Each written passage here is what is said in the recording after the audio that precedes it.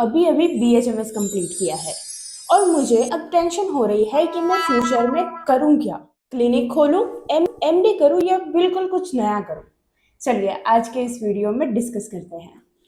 पहला ऑप्शन ये हो सकता है कि मैं अपना क्लिनिक खोलूं, ऑफ कोर्स होम्योपैथिक क्लिनिक, या फिर तो कोई एक ऐसी हॉस्पिटल ज्वाइन करूं जो कि होम्योपैथिक हॉस्पिटल हो, या फिर तो किसी का ऑलरेडी चल रहा हो वैसा क्लिनिक ज्वाइन करूं एज अ MO।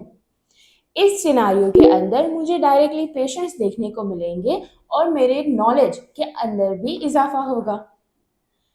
लेकिन यहाँ पर एक ये भी बात आती है कि अगर मैं अपना क्लिनिक खोलना चाहती हूँ तो मेरा मटीरिया मेडिका एंड ऑर्गेनॉन का जो नॉलेज है वो बहुत अच्छा होना चाहिए, बिकॉज कि क्लिनिक का मतलब होता है full full freedom of your own, लेकिन साथ में आपको सारी चीज़ें अपने आप से करनी पड़ती हैं।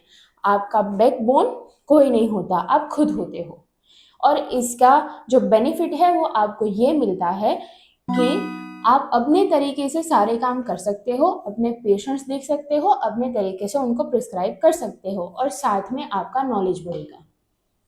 Sounds good right? तो रुको, दूसरा ऑप्शन भी तो देखते जाओ।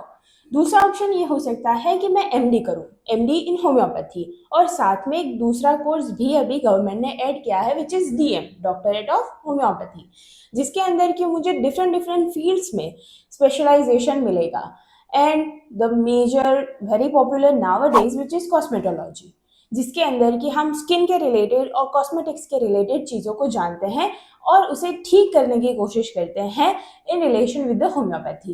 इसके अलावा भी बहुत सारे कोर्सेज हैं इन द DM, ठीक है। उसके अलावा अगर हम MD की बात करते हैं, DM is different and MD is different, ठीक है। सो MD के अंदर हमें मेजरली जो हमारे होम्योपैथिक सब्जेक्ट हैं उनके अंदर हम MD कर सकते हैं। दूसरे जो एलाइड सब्जेक्ट हैं जो कि हैं हमारे practice of medicine, psychology and जो PSM, ठीक है, इन तीनों के अंदर एलाइड कोर्सेज भी MD के अंदर हैं। After MD there is way more respect, there is way more knowledge, जिसके अंदर कि आपको क्लिनिकल नॉलेज भी मिलता है और साथ में आप जो हमारे टीचर्स हैं टीचिंग फील्ड के अंदर भी जा सकते हो, रिसर्च फील्ड के अंदर भी जा सकते हो। And for the government MO jobs and research jobs they more prefer MD doctors. चलिए तीसरा ऑप्शन डिस्कस करते हैं जो कि है गवर्नमेंट जॉब्स। अब गवर्नमेंट जॉब्स जो हैं वो जस्ट आफ्टर BHMS कंपैरिजनली कम है, लेकिन है तो सही, उसके बारे में हम सोच तो सकते हैं, जिसके अंदर कि आपको railways, defences and Ayush dispensaries और मेडिकल ऑफिसर एग्जाम्स देने पड़ते हैं।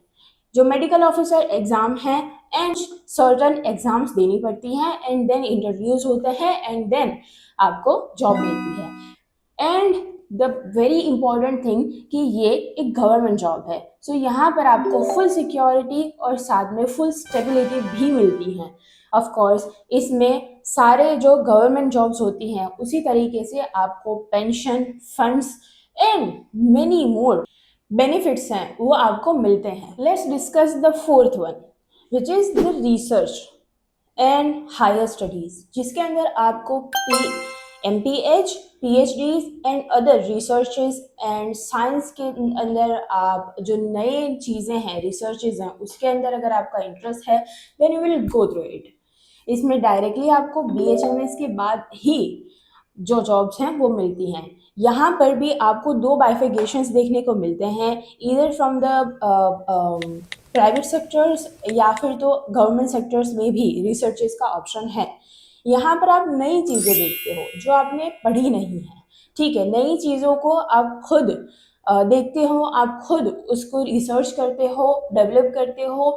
इवन दो बहुत सारी नई मेडिसिन का ड्रग प्रूविंग भी चल रहा है, ठीक है, तो उसके अंदर भी अगर आपका इंटरेस्ट है you can discover new things and contribute to the science. Next option which is allied careers. Allied careers के अंदर आपको जो हमारा पूरा मेडिकल फील्ड है जो कि अभी तक हमने डिस्कस किया उससे थोड़ा सा हट कर आपको काम करना होता है।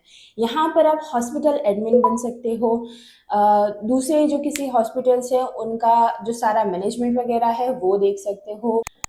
फार्मा इंडस्ट्रीज़ के अंदर आप जा सकते हो, वेलनेस इंडस्ट्रीज़ के अंदर आप जा सकते हो, जहाँ पर कि डिफरेंट डिफरेंट चीज़ों के साथ आपको हैंडल करना पड़ता है।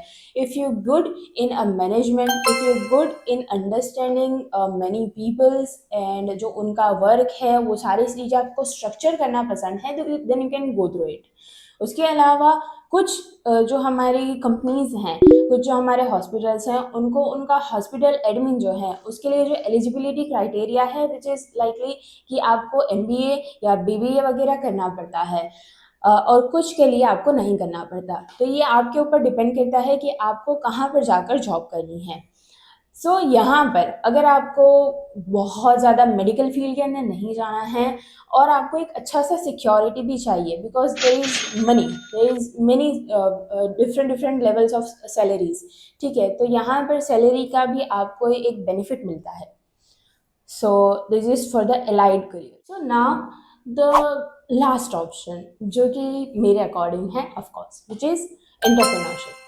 एंटरप्रेन्योरशिप के अंदर आपका अपना क्रिएटिविटी है, आप कहाँ तक सोच सकते हो, आपका अपना चॉइस कहाँ पर है, आप क्या क्या करना चाहते हो, वो सारी चीज़ें आ जाती हैं।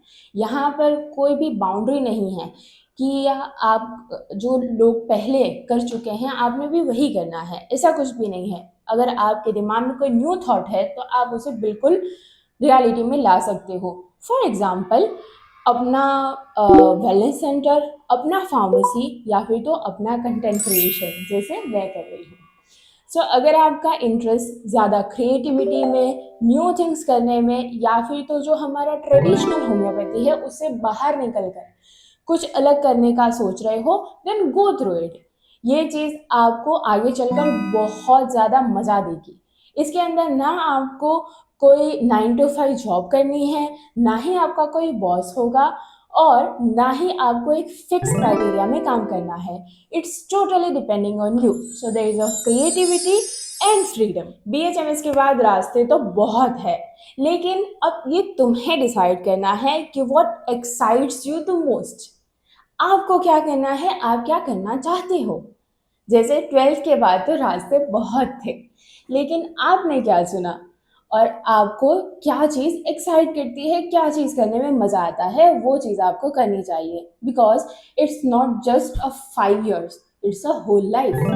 तो आपको जिस चीज़ में मज़ा आता है आपको वही चीज़ करनी चाहिए। और अब मुझे कमेंट सेक्शन में ज़रूर बताकर जाना कि तुम्हारा आगे का प्लान क्या है। Till then, see you soon. और यस, सब्सक्राइब करना मत भूलना, क्योंकि यहाँ पर आपको ऐसी चीज़ें मिलती हैं जो कि आपको कोई नहीं बताता। बाय।